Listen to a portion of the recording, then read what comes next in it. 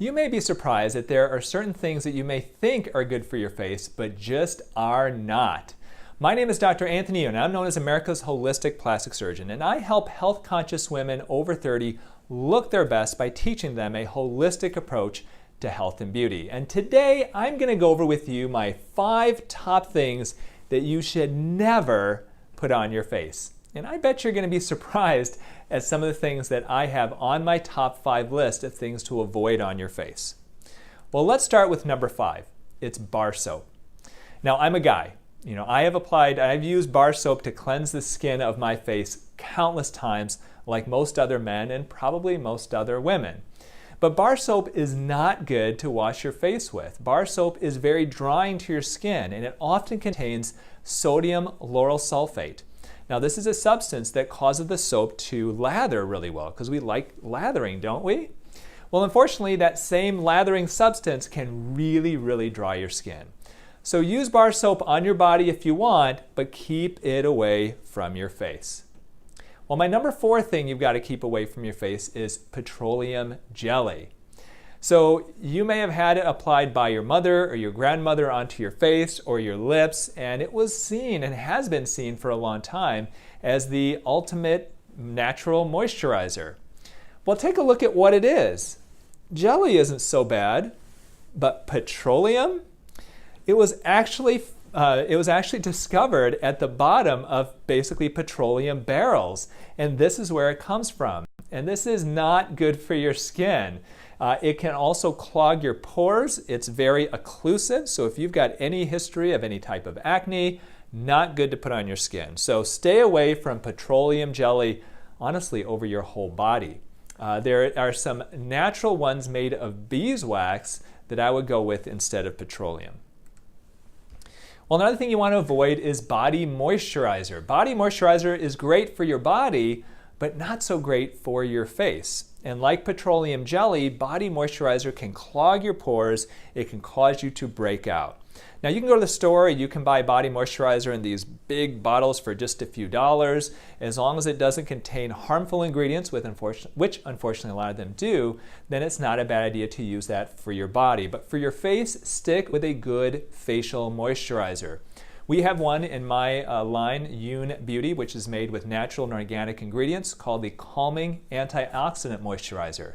It's a great moisturizer for your face, does not clog your pores, and has antioxidants in it. So use a moisturizer like that, one made for your face, not one made for your body. Well, my number 2 is rubbing alcohol. Now, astringents, you may have heard of that, or toners often contain alcohol in it. And it gives the same feeling as rubbing alcohol on your skin. And that feeling basically is a nice, clean, squeaky clean, colder type of a feel. And it feels good to put it on your skin. But what it does basically is it rubs off all of the oils of your skin. And there are people who have real oily skin, they have acne issues, excess sebum, and they think that using rubbing alcohol or astringents can get rid of that oil. But what happens is it gets rid of the oil temporarily, but then your skin realizes that it's missing oil and it creates even more oil in response. And so what can happen is you can get into this vicious cycle where if you've got oily skin and you're using rubbing alcohol or astringents or toners with alcohol, that your skin actually gets more and more oily. So stay away from it. Interestingly enough, a lot of people who have oily skin do really well with oil cleansing your skin with oils. And that's something that we're going to cover in a different video. So stay away from rubbing alcohol, stay away from astringents and toners that are filled with alcohol as well. So I know you're wondering, what is my number 1 thing that you should avoid putting on your face? And this one's going to be a bit controversial. It is, yes, that. So there are sperm facials that are very popular. People literally sell sperm facials for hundreds and hundreds of dollars. And there is this belief that applying semen or sperm basically to your skin is actually good for it. Well, the reality is probably pretty far from that. People say, well, because it contains antioxidants, it's good for the skin. I mean, marginally, but we really haven't tested just how much antioxidants are in that. The other thing is that people say, well, it contains a lot of protein. Well, meat contains a lot of protein as well, and we don't necessarily apply meat to our skin, do we?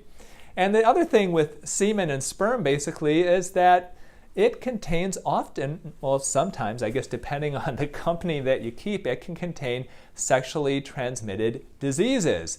And so chlamydia of your eye is not so fun. So this is something that's kind of funny. Once again, there are places that have these types of facials, but it's not necessarily something that I would use as a beauty product. So I hope that this has been educational for you.